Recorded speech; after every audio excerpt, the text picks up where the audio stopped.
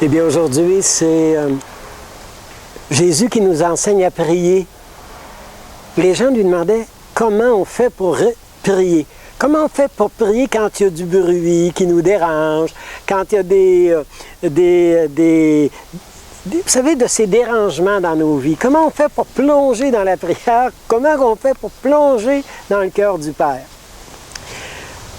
Une petite histoire. En France, il y a quelques années, dans une école, les jeunes étaient à la fin de l'année, puis les jeunes étaient un petit peu difficiles vous savez, à capter l'attention. Alors, ils ont décidé, les professeurs, c'était au primaire, de faire une excursion en montagne. Il y avait sur le haut de la montagne une sorte de forteresse très ancienne, et les professeurs ont dit, bon, on va escalader la montagne et on va attaquer la forteresse. Il y a une dame qui est emprisonnée là-bas. Alors les enfants sont partis, casque, vous savez, sur la tête, une épée dans les mains, bien sûr une épée en carton. Et c'était vraiment l'escalade. Un enfant de 5 ans arrête complètement, comme paralysé, en pleurs, en larmes. Un professeur lui dit, mais qu'est-ce qui se passe? Qu'est-ce qui arrive? Ah, j'ai peur. J'ai peur d'aller me battre. J'ai peur de monter dans la montagne. J'ai peur qu'on m'enferme. J'ai peur. J'ai peur parce que papa est à Paris et papa n'est pas à côté de moi. Il est au loin. Pourtant, personne d'autre enfant avec leur père.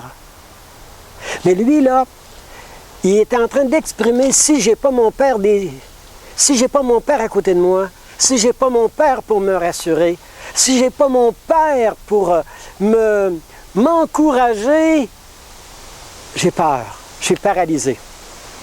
Ah, ce que le monde a besoin d'un père et que notre société, nos croyants ont besoin on est orphelin de père. Alors on paralyse, on manque de souffle, on manque d'élan, on manque d'audace, on manque vous savez, de cette plongée dans le cœur du Père. Et aujourd'hui, Jésus dit, priez notre Père pour qu'il soit sur la terre comme il est dans les cieux.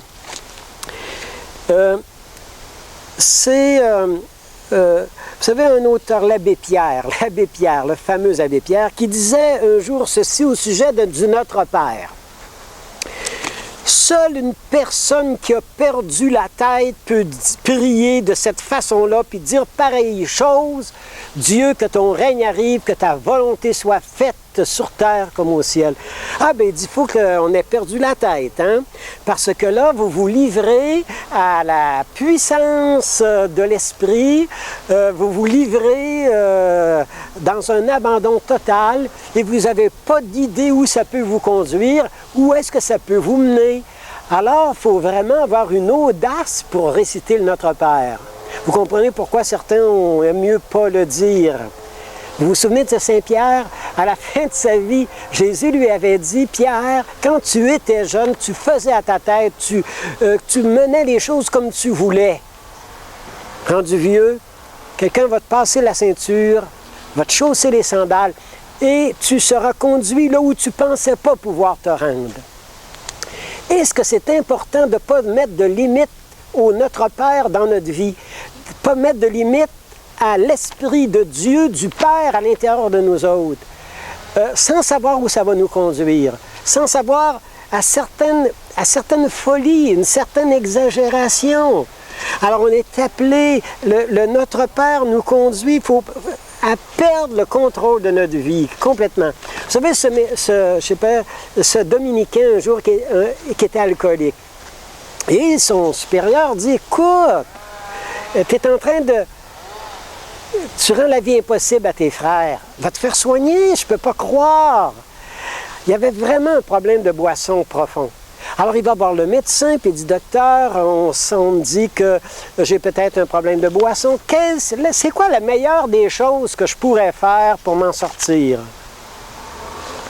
Le médecin dit, bien mon cher, Arrête de boire. C'est clair, non? Arrête de boire.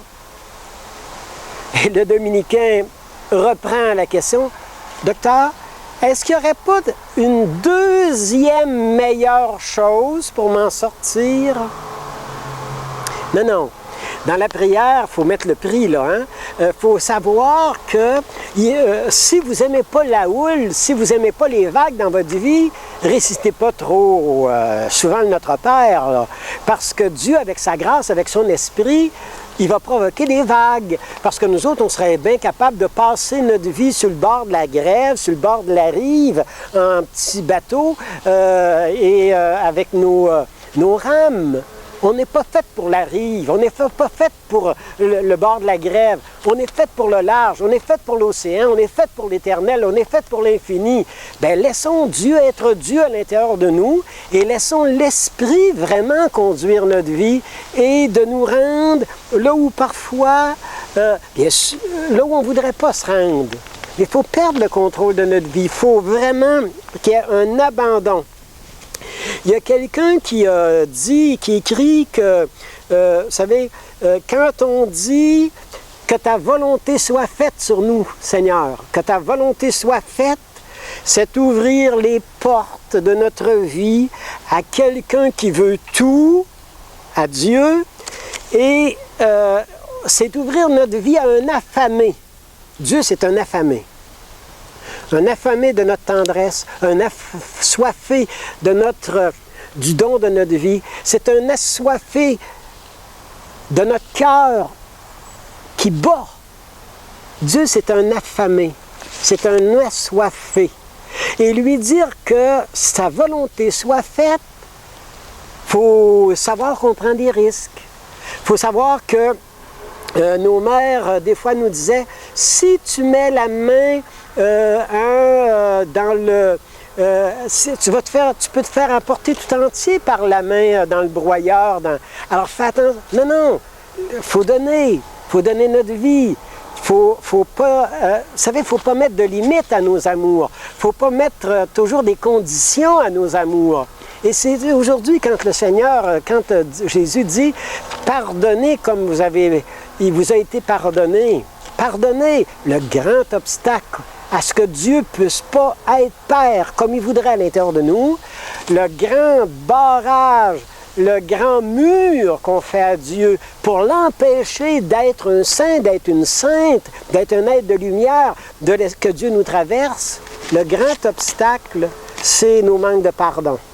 Si je ne suis pas capable de pardonner, si je n'arrive pas à pardonner, je mets une barrière, je mets un obstacle à Dieu, et Dieu voudrait ouvrir les bras, voudrait ouvrir le cœur, voudrait ouvrir le passage, mais nos manques de pardon, nos durcissements, le durcissement de nos artères dans le manque du pardon, fait qu'il y a quelque chose de Dieu qui ne passe plus.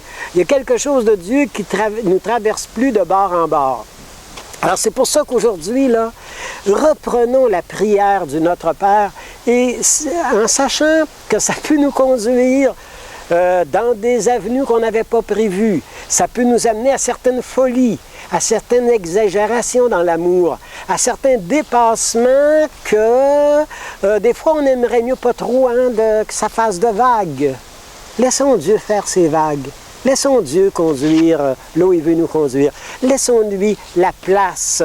Et comme dit, il me faut décider aujourd'hui si oui ou non, je vais laisser à Dieu l'espace qu'il lui faut pour continuer d'être Dieu à l'intérieur de nous, d'être Père à l'intérieur de nous. Et que Dieu puisse se rendre là où il veut se rendre avec nous, quel qu'en soit le prix, quel qu'en soit le coût. Mais ça vaut toujours la peine parce que c'est en vue de la fécondité, c'est en vue de faire des miracles dans notre vie auprès des autres.